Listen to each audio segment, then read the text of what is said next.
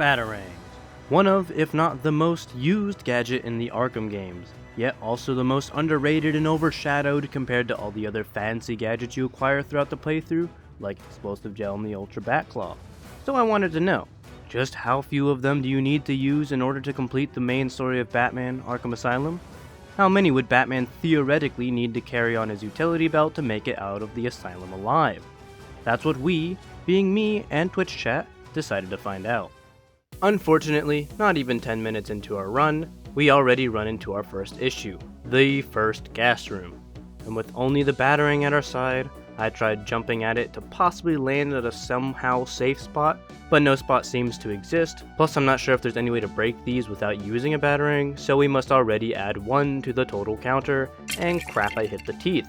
So I restart to ensure it's the absolute lowest we need to use and aim carefully to actually hit it to drain the gas from this room. Fortunately, the Titans can be done without a single Batarang against any of them. It just makes them much more annoying to deal with than they usually are. Thankfully, the good old give them a heart attack method works on this first Titan. However, it is exclusive to this first Titan, meaning we'll actually have to go fist to fist with each of the upcoming Titans, including Bane, which, oh boy, don't get me started on Bane with no Batarangs. And for my first upgrade, I get the remote control Batarang. I know, kinda weird to get a Batarang in a challenge where you want to use as few as possible, but trust me, this is the saving grace for this challenge, allowing us to achieve the absolute lowest number necessary. And as is tradition, after the balls, we can make our way up and through the asylum, this first Predator section, save the Batmobile, enter the hospital, and the Hospital Predator section without a single Batarang use. But when it comes to saving the doctors, I decided to tackle the hardest one first, that being the one trapped in the gas room. Now, why do I consider it the hardest if all you need to do is use 4 Batarangs, that being 3 panels and 1 to drop the thug? So what makes it so hard? Well, listen here, bucko, I hate having fun, and I hate even more when there's a possible better solution with challenges and I don't do it. So I was determined to do this whole room, that, like I said, usually takes 4 Batarangs, with just 1. And before anyone asks how, well, with the combined power of remote control Batarang and way too much patience whenever the Batarang runs out of time, control it wrong because the controls suck, miss the thug, the rope just not cutting for some reason, over and over and over again. Oh, and the fact that you need to take out these 2 thugs and open the vent every single time I reset too. Definitely doesn't get annoying doing the same thing for 40 minutes with the exact same results of failure over and over. Despite cutting down the whole thing to show every attempt, I probably won't show them all just for time's sake. Also, if this was any other Arkham game, this room would have been done a million times faster. I'm so glad they reworked the remote control Batarang in future games. But like I said, after 40 minutes of being in this room, I was finally able to get it.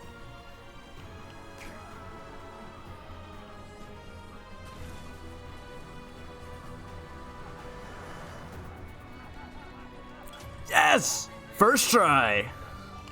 First try, baby! Oh my goodness.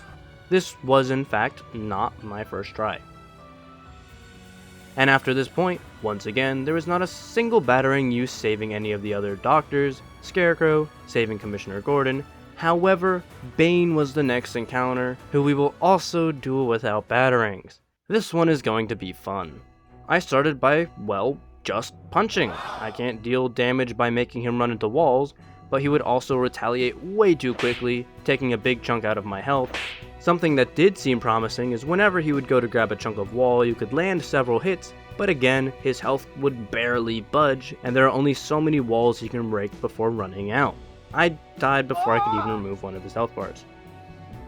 Something that makes this even more hard is the fact that he will heal after some time passes, more than I could easily deal. This seemed as though it would be impossible. That is until several attempts later, I accidentally dodged towards Bane. This dodge always pauses Bane in place, as well as avoids any and all attacks he may be doing at the time. This was it. This was the answer to beating Bane without Batarangs. So I go at it, mano y mano, slowly whittling away at Bane's absurd HP bar, one punch at a time. It was going great, all the way until... Did I throw a Batarang? I did not even press the Batarang button. Yeah, I think I fat-fingered the quick throw. If you listen closely, you could hear it be thrown. So I restart and do the whole fight again and die because Batman didn't slide underneath him. But this was the run. I know it's all super fast, but it's to show you in a reasonable time. And if you don't believe me, you can find the VOD on Twitch. Go follow me there while you're at it.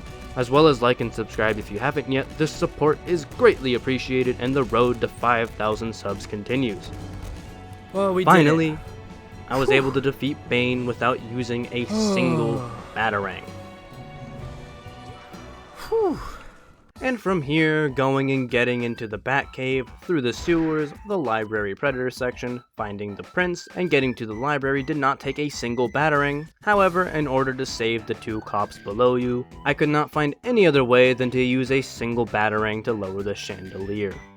Unfortunately, we have to use yet another because of the Scarecrow section, as it locks us in the bell tower and we have no other way to escape.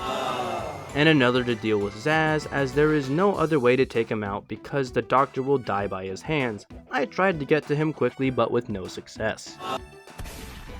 However, from here, there's quite a lot you can do without Batarangs. Leave Arkham Mansion, enter the psychiatric building, and save the warden to steal his phone.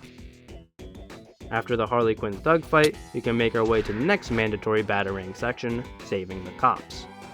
Now, after saving the doctor with one Batarang, I was determined to do the exact same here.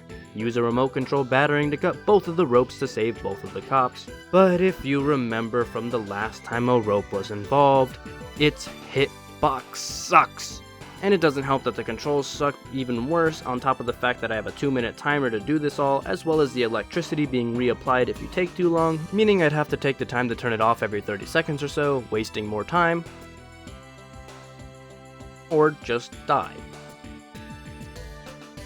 You do not want to know how many times I've heard the words, "Look who finally decided to show up, the Dark Knight himself. How's it hanging, bats?"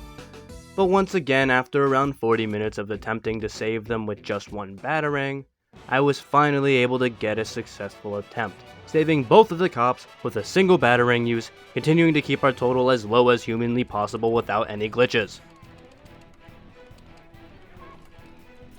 Oop.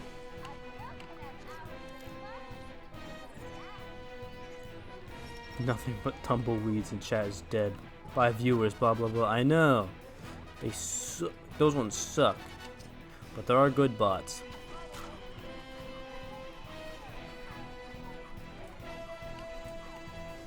I did it!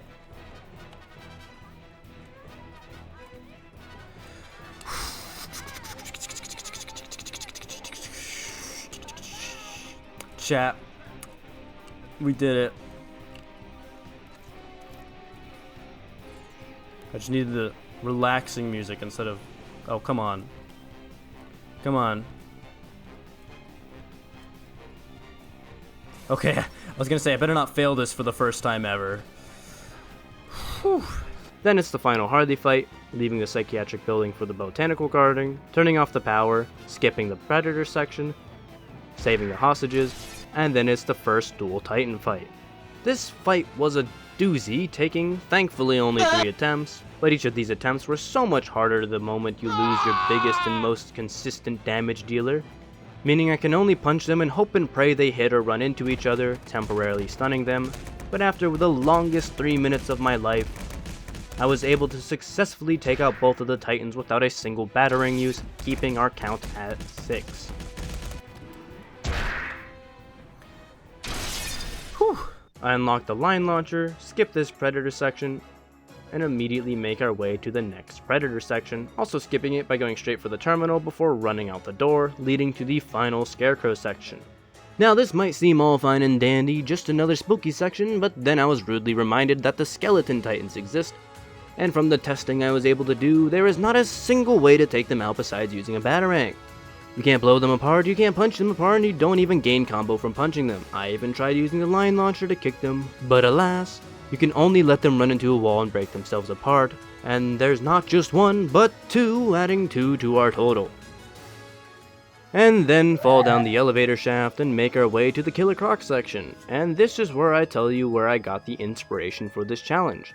A video was recommended to me seeing if you could beat Killer Croc without Batarangs, in which you can. This video was by Batman in a Chair, and that video inspired me to find the absolute lowest amount needed to beat the game. Turns out you can just use the sequencer. That's not the right gadget, doofus. But what you can use is the Bat Claw. It's not easy, but it works the exact same as a Batarang, as well as you can use them to knock down the plant spores, meaning you can do the whole section without a single Batarang use, keeping our counter to below 10. We promptly leave the sewers, get the Ultra Bat Claw, and we're back in the sewers again. We skip this Predator section too. Yes, you can do that apparently. Just take out the terminal and leave ASAP. As you can see, all of the thugs are still alive and none of them are alert. Pretty cool how you can just use your brain and skip it if you feel like it. And turn off the last 2 pumps. The Titan Goon fight wasn't too difficult, however I did use a tactical heal to preserve my life, allowing me to overcome this in my first attempt, not using a single Batarang the whole fight. After that we go straight for Poison Ivy, doing our best to avoid her plants. However, we are stupid and somehow die while going through a door. Didn't know that could happen. And then all that's left is Poison Ivy, the one boss that requires Batarangs. So I have to carefully time my throws to be as sparing as possible with the total usage. Also, the counter will update until after the fight because I had to do it live, so I didn't want to pause a million times. I also did not buy triple Batarang, as that's throwing 3 Batarangs at once with quick throw, drastically increasing our counter. Oh, and I have Batarang power up just in case it actually does more damage. So how many does it take to beat Poison Ivy? Well, it's 10 to get through the first phase, already being more than our count before the fight even started, as well as another 10 in order to complete the second phase. That is, if you timed them all whenever she had her shield open, as otherwise it would be much higher. So this fight brings the total counter up to 28. By the way, if you haven't yet, a like and subscribe would be greatly appreciated, as we are almost at 5,000 subs, plus these videos take way too long to make, so any and all support is greatly appreciated.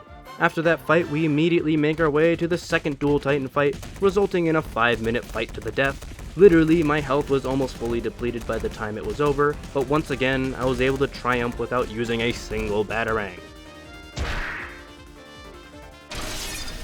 And after this, it was the Joker fight, a fight that does not require a single Batarang use, meaning Batman would only need to bring 28 Batarangs with him if he wanted to escape the asylum alive. I've been Valstracuga, thank you so much for watching.